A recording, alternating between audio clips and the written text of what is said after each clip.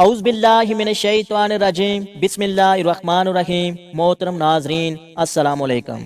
آج ہمارا موضوع ہے حضرت عمر فاروق رضی اللہ عنہ کا ایمان لانے کا واقعہ۔ محترم ناظرین، اسی طرح حضرت ابو سلمہ رضی اللہ عنہ نے بھی اپنی بیوی حضرت ام سلمہ رضی اللہ عنہ کے ساتھ ہجرت کی۔ حضرت عامر بن ابی ربیہ رضی اللہ عنہ نے بھی اپنی بیوی کے ساتھ ہجرت کی۔ جن صحابہ نے تنہا ہجرت کی ان کے نام یہ ہیں: حضرت عبد الرحمن بن عوف رضی اللہ عنہ، حضرت عثمان ابن مظعون رضی اللہ عنہ، حضرت سہیل ابن بزیہ رضی اللہ عنہ، حضرت زبیر بن عوام رضی اللہ عنہ اور حضرت عبداللہ ابن مسعود رضی اللہ عنہ۔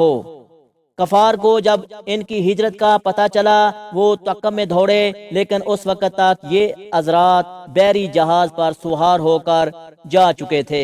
وہ جہاز تاجروں کے تھے، اس طرح یہ حضرات حبشہ پہنچنے میں کامیاب ہو گئے۔ کچھ عرصے بعد ان لوگوں نے ایک غلط خبر سنی، وہ یہ تھی کہ تمام قریش مکہ مسلمان ہو گئے ہیں۔ اس اطلاع کے بعد حبشہ کے بہت سے مہاجرین مکہ روانہ ہوئے۔ نزدیک پہنچ کر پتہ چلا کہ اطلاع غلط تھی۔ اب انہوں نے حبشہ جانا مناسب نہ سمجھا۔ وہ کسی نہ کسی کی پناہ حاصل کر کے مکے میں داخل ہو گئے۔ پناہ حاصل کرنے والوں میں ان مہاجرین نے جب اپنے مسلمان بھائیوں پر اسی طرح بلکہ پہلے سے بھی زیادہ ظلم و ستم دیکھا تو انہیں یہ گوارا نہ ہوا کہ ہم پناہ کی وجہ سے اس ظلم سے محفوظ رہیں۔ لہذا انہوں نے اپنی اپنی پناہ لٹا دی اور کہا کہ اپنے بھائیوں کے ساتھ ظلم و ستم کا سامنا کریں گے۔ محترم ناظرین، حضرت عمر رضی اللہ عنہ اس وقت تک اسلامی دشمنی پر کمر بندھے ہوئے تھے۔ ایک روز وہ مکہ کی ایک گلی سے گزر رہے تھے، ان کی ملاقات ایک قریشی شخص سے ہوئی۔ ان کا نام حضرت نعیم ابن عبداللہ رضی اللہ عنہ تھا۔ یہ اس وقت تک اپنی قوم کے خوف سے اپنے اسلام کو چھپائے ہوئے تھے۔ حضرت عمر رضی اللہ عنہ کے ہاتھ میں تلوار تھی۔ یہ پریشان ہو گئے، ان سے پوچھا کیا ارادے ہیں؟ وہ بولے محمد کو قتل کرنے جا رہا ہوں۔ یہ سن کر حضرت نعیم رضی اللہ عنہ نے کہا پہلے اپنے گھر کی خبر لو، تمہاری بہن اور بنوئی مسلمان ہو چکے ہیں۔ یہ سن کر حضرت عمر رضی اللہ عنہ جلال میں آ گئے، بہن کے گھر کا رخ کیا۔ حضرت عمر رضی اللہ عنہ کی بہن کا نام فاطمہ تھا، ان کے شوہر حضرت سعید بن زید رضی اللہ عنہ تھے۔ یہ عشرہ مبشرہ میں شامل ہیں۔ حضرت عمر رضی اللہ عنہ کے چاچا زاد بھائی بھی تھے۔ ادھر خود حضرت سعید کی بہن حضرت عاتقہ رضی اللہ عنہ حضرت عمر رضی اللہ عنہ کی بیوی تھیں۔ بہن کے دروازے پر پہنچ کر انہوں نے دستک دی۔ اندر سے پوچھا گیا کون ہے؟ انہوں نے اپنا نام بتایا تو اندر ایک یکلخت خاموشی چھا گئی۔ اندر اس وقت حضرت خباب بن ارت رضی اللہ عنہ انہیں قرآن پڑھا رہے تھے۔ انہوں نے فوراً قرآن کے اوراق چھپا دیے۔ حضرت فاطمہ رضی اللہ عنہ نے اٹھ کر دروازہ کھولا۔ حضرت عمر رضی اللہ عنہ فوراً بولے اے اپنی جان کی دشمن، میں نے سنا ہے تو بے دین ہو گئی ہے۔ ساتھ ہی انہوں نے انہیں مارا، ان کے جسم سے خون بہنے لگا۔ خون کو دیکھ کر بولی عمر تم کچھ بھی کر لو، میں مسلمان ہو چکی ہوں۔ اب حضرت عمر رضی اللہ عنہ نے پوچھا یہ کون سی کتاب تم پڑھ رہی تھے؟ مجھے بھی دکھاؤ۔ حضرت فاطمہ رضی اللہ عنہ بولی یہ کتاب تمہارے ہاتھ میں ہرگز نہیں دی جا سکتی، اس لیے کہ تم ناپاک ہو، پہلے غسل کر لو پھر دکھائی جا سکتی ہے۔ محترم ناظرین، آخر انہوں نے غسل کیا، پھر قرآن مجید کے اوراق دیکھے۔ جیسے ہی ان کی نظر بسم اللہ الرحمن الرحیم پر پڑی، ان پر ہیبت طاری ہو گئی۔ آگے سورہ طٰ تھی، اس کی ابتدائی آیات پڑھ کر تو ان کی حالت غیر ہو گئی۔ بولے مجھے رسول اللہ صلی اللہ علیہ وآلہ وسلم کے پاس لے چلو۔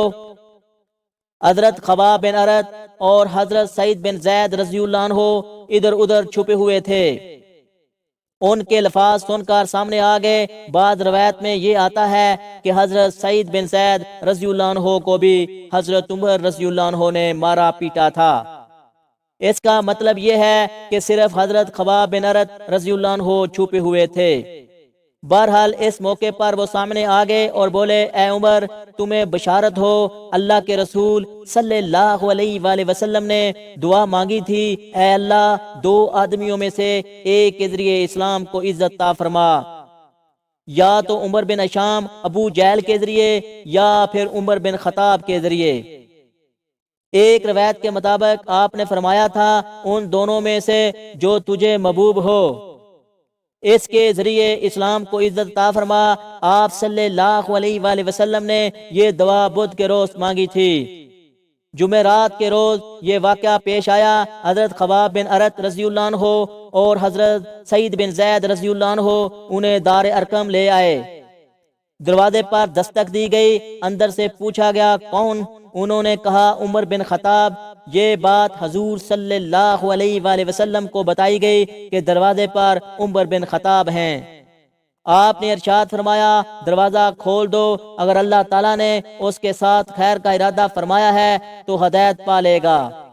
محترم ناظرین، دروازہ کھولا گیا، حضرت حمزہ رضی اللہ عنہ نے انہیں اندر آنے کی اجازت دی، پھر دو صحابہ نے انہیں دائیں بائیں سے پکڑ کر آپ کی خدمت میں پہنچایا۔ آپ نے فرمایا انہیں چھوڑ دو۔ انہوں نے حضرت عمر رضی اللہ عنہ کو چھوڑ دیا۔ وہ نبی اکرم صلی اللہ علیہ وآلہ وسلم کے سامنے بیٹھ گئے۔ آپ صلی اللہ علیہ وآلہ وسلم نے ان کے کرتے کا دامن پکڑ کر انہیں اپنی طرف کھینچا اور فرمایا، اے ابن خطاب، اللہ کے لیے ہدایت کا راستہ اختیار کرو۔ انہوں نے فوراً کہا، میں گواہی دیتا ہوں کہ اللہ تعالیٰ کے سوا کوئی معبود نہیں، اور یہ کہ آپ اللہ کے سچے رسول ہیں۔ ان کے یہ الفاظ سنتے ہی نبی اکرم صلی اللہ علیہ وآلہ وسلم اور مسلمانوں نے خوشی سے بےتاب ہو کر اس قدر زور سے تکبیر کہی کہ مکے کے گوشے گوشے تک یہ آواز پہنچ گئی۔ آپ نے 3 بار ان کے سینے پر ہاتھ مار کر فرمایا، اے اللہ، عمر کے دل میں جو میل ہے اس کو نکال دے اور اس کی جگہ ایمان بھر دے۔